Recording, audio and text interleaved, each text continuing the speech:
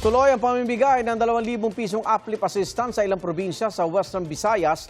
Live mula sa Iloilo, may unang balita si Kim Salinas ng GMA Regional TV. Kim? Igan, matapos ang pamamahagi ng 2,000 pesos uplift assistance sa Iloilo City kahapon, isa naman sa payout sites sa Western Visayas ay dito sa bayan ng Santa Barbara, Iloilo, kung saan mahigit 800 benepisyaryo ang nakatakdang makatanggap ng ayuda ngayong araw.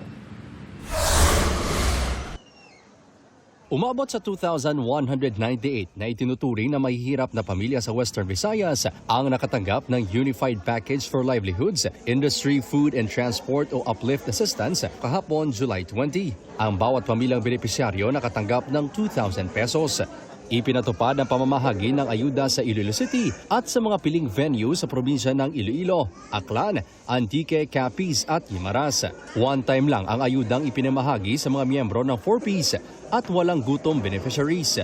Makakatanggap rin ng 2,000 pesos sa loob ng 6 na buwan ang mga pamilyang itinuturing na nasa near poor category at mga manggagawang nasa 20,000 pesos pababa ang SSS monthly salary credit. Ang expectation, may regular man sila nga 4-piece cash grant kag may ara man silang redemption on the succeeding.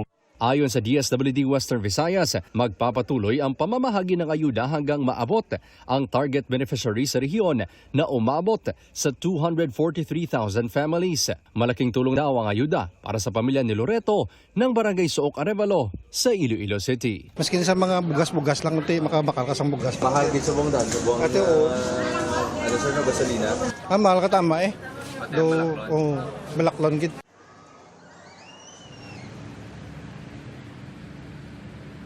Igan, ayon sa DSWD, mano-mano muna ang pagbibigay ng ayuda ngayong buwan, pero simula Agosto hanggang Disyembre, ipamamahagi na ito sa pamamagitan ng online banks at e-payment.